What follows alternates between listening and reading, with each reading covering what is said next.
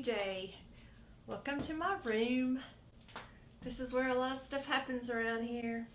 This is my seed starter room, my art room, my Cricut Explorer Air room, my printer room, my pile up all the empty jars when you're done with them room. It's a lot of stuff happens in here. Right now, seed starting is going to happen. It's the middle of February. I usually start seeds before now, but Jay and I got to go on a quick little vacation over to Gatlinburg, which is East Tennessee, not far from here, but we had 3 or 4 really nice romantic days over there. So now I'm back home and we're going to start some seeds. I'm excited to start some seeds of my own. Last year, I saved some of my green bean seeds. I've never done this before, so I'm happy to get to do that. I'm just gonna start a few of them just to see if they're viable. And if they are, the rest of them are gonna go in the ground. So I have the Provider green beans that I got from Seed Savers originally. I think I started buying Seed Savers green beans probably in like 2014 or 2015. But sorry Seed Savers, but I'm gonna try my own this year. And if they don't work, I'll be hitting you up. And the Nora Baudet baking beans, I actually got these free last year from Seed Savers. So if these are viable and I get plants out of these, oh my goodness, it's like 0 in these. I'm excited. These are my bean seeds, my own bean seeds. So I'm gonna try them. I also have my own Italian heirloom tomato seeds now. These were collected in 2015. I'm not really expecting a whole lot from these because I've kept them in my room, and I've heard that you know, when the temperatures rise and fall that it can affect your seeds. So I'm not sure. We'll see. And Jay collected these for me out of a tomato, so these will kind of be for him too. And then I want to show you guys something. I hope this is nice and clear. High Mowing. The first time I've bought their seeds. Totally organic company. Totally organic catalog. Everything in there is organic. Oh, I was so excited. So excited. So these aren't the only seeds that I bought from them. I bought more that will go straight into the ground. But I'm going to try to see what I can do with these. This is a blush tomato. It's going to be like a little 2-inch tomato, so kind of like a little salad thing. We'll see what happens. And then the Amish paste tomato, I always have to grow a pasting tomato, always, because I put up a lot of tomatoes every year. So I've never grown Amish paste though, and it's a very common, very well known for, you know, how good it is for pasting and making sauces and stuff. And I'm a sauce beast when it comes to putting up spaghetti sauce, pizza sauce, and all that kind of good stuff. And collards, y'all, collards. Jay loves them. They're so good for you. They are so good for you. So we're gonna try this too. And collards can probably be planted straight. Well, I know they can be planted straight into the ground. They probably should be, but I'm gonna try them just in my little trays because I just think they're so pretty. So we're gonna try them, but just a few. I'm gonna save most of them to go out in my lettuce bed, so it'll go out amongst the chard and the other lettuces and stuff. So yeah, I'm gonna keep that rainbow chard from last year. So awesome. So anyway, that's what we're up to today. All this good stuff. We're gonna put them in starter trays. Put them on a little bit of heat and no light yet. So let's get started. I've already pre-moistened starter. It's not really soil, it's starter mix. You can get any kind, really. It's you know, it's pretty much all the same. It's mostly peat, but I buy my own. I used to make my own, but with starting seeds inside the house, I would get a lot of little fruit flies and stuff, and it's just because I would use my compost from outside. I don't guess it really hurts, but I just don't like those little gnats flying around. Plus, a lot of times it'll have like little microbes in there too that it'll mold easier. So this has been I'm sure heat treated or something. But I've already added my water. My water I keep in jugs. And this pours out. I'll show you how it pours out. This is the one that I'm using this time. I like this one, but I don't necessarily always buy this one, but I can get this one from Martin's, my garden center here that I like to shop at. But anyway, it comes out like that. See how it's kind of a lighter color, and then you pour the water over in. For this amount of soil, I used probably a quart and a half maybe of water. But basically, all you need is enough water to make your soil like stick together good like that. You don't want water just dripping out of it. A little bit's good. You may see a little. Let's see if I can get, yeah, I can get a little bit out, but that's about right. See how it'll stick together? So that's what you want. So I keep my seed trays from things that I buy in the stores, so I don't have to buy more. Although I would like one of those great big huge ones that I could have for my own. That may come someday. But just basically, just put your soil or your starter mix. It's really not soil, but put your starter mix down in there. See how I'm kind of doing it, kind of pack it a little, but not like extremely tough packing. So, and then just brush off the tops. And I like to get several ready, and then I go back and plant them.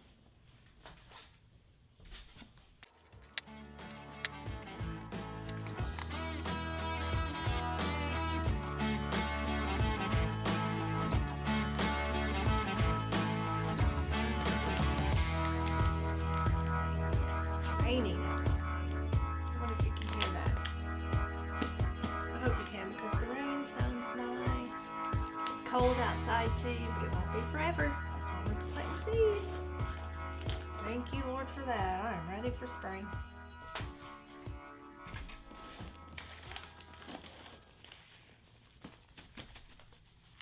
Yep.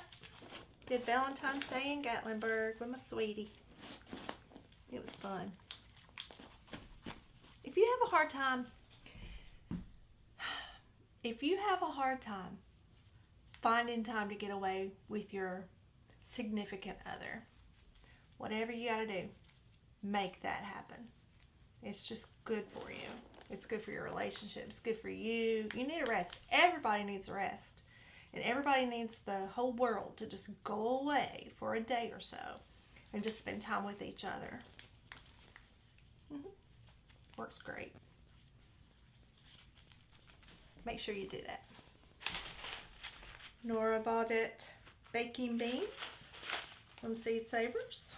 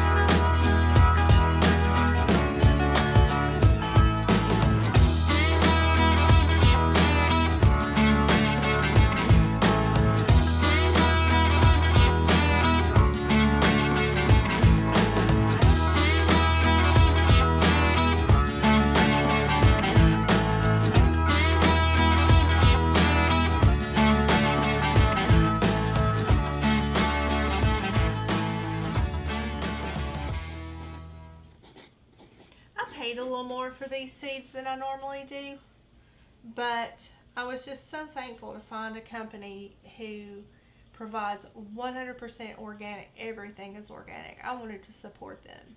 It's more expensive to run a company like that, so I understand the higher price in the seeds, and they weren't that much higher, just a little. So it wasn't so high that it's like, oh my goodness, I can't, so it's all good. So there's the blush tomatoes. Although all of my seeds are gone out of this, I've used them all, I still keep this. So if I have a really great outcome with this and I know for certain that I want to grow these again, I have the packet to refer back to, and I know, you know, exactly what to look for. I don't know if these germinate really well like this. I may have to scalp a few of these out of these trays because I don't want this to get overcrowded. Collards are big, and they have a real deep, you know, they've got a real thick rooting system. So, need 3 more. Didn't get any there.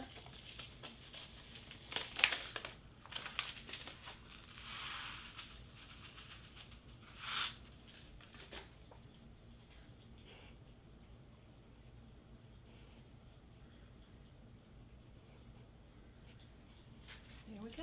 The ones you don't use, just put back over in your bag. I'm so excited. Finally can plant some seeds. And I'm still a little bit early. A lot of people in Middle Tennessee, we're zone 7.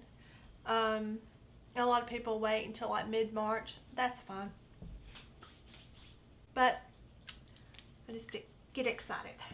Okay, guess what? Here we go. The Italian heirloom from 2015 from my own garden. Wish me luck.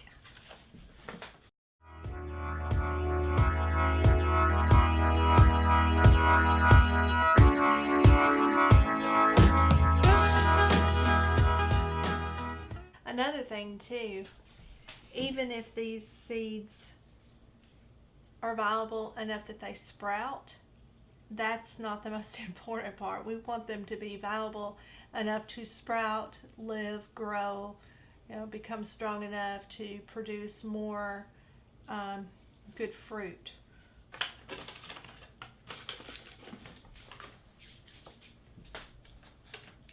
So I'm going to make sure that I remind myself that this was my seed cultivating, like seed saving on our own, and being able to plant our own seeds from year to year. That is one of our goals. We haven't really reached it yet. I'm sure I'll probably always buy some seeds from some people, but I would love to be able to like totally be on my own seed reserve. What would be really cool is if we could learn to save them well enough to just share them with the whole neighborhood. That'd be awesome. I'd love to do that. Okay, I guess that is good for now. Let's get this cleaned up and get the mats set up. We'll get the table where it needs to go. We'll set up the mats and put a little water on them, get them on some heat. See what happens. Okay, so I've cleaned the room up a little bit, took all the seeding mix and water and all the dirty stuff off the table, and I've brought in my heat mats, seedling heat mats. You can get these most anywhere. If you don't have them, you probably need them unless you live in Florida or somewhere. And even then you may need them if you're seeding in February like I am. But I can make a link in the bottom for them if you want to find them on Amazon. They're easy and they're inexpensive, and these last a long time too. I've had them for, I don't know, I've had a couple of them for like 4 or 5 years now, and they're still working great. So you need some seed mats, and they come in all sizes. I use clear plastic bags to start my seeds. You can use anything really. You don't have to have clear plastic bags. You can use, you know, just anything with a cover. I keep these too. This is just what my spinach comes in when my spinach is not growing in the garden and I have to buy organic spinach. It comes in these with the lid, and they make great. I wish I had the bottoms over there. Well, it's actually the top, but after I eat all the the good organic spinach out, I use the bottom as a tray to put my seedlings on, and the top as a cover, so it makes like a little greenhouse. That works great too, but I prefer the bags when I have enough, and I do think I have enough today. So just for the sake of time, I went ahead and bagged my seed pots up, and I have them here like so. And you're going to need some water just to spray down. I've already sprayed most of these, but you just give them a little spray on the top just to kind of make sure the top of the soil is still nice and damp. My soil was plenty damp enough, so I don't even really have to do that to all of them. But then close them up, and just close them up with whatever you have. I just going to use my jute twine. Sometimes I use some good old corporate America tools. Another good use for little bull clippies. I love to find ways around the house and outside to use these. It makes me feel like I'm like, ha ha ha, corporate America. Anyway, I'm not bashing corporate America. I love corporate America. It has its place. Just not with me anymore. So anyway, it is important though, after you close up your bag, or if you use something else, it still needs to get some air in there. So I just take my little scissors and just cut a few little holes in each bag, and that gives it plenty of air.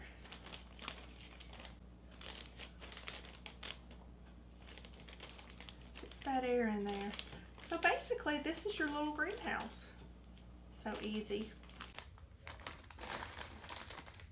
Once all the seeds start coming up, I'm going to bring you guys back and show you how well this works. And another thing to think about too, most of this stuff is all reusable things that I have. These bags I already have.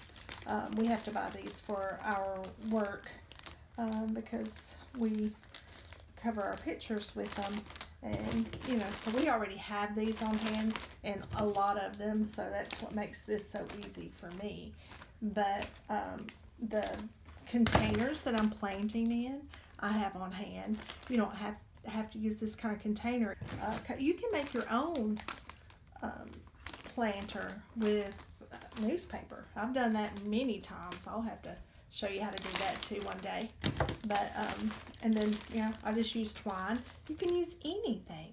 You can use rubber band, these clippies that are used for everything. So, and you don't even have to buy the wooden sticks. You can just write straight, whatever.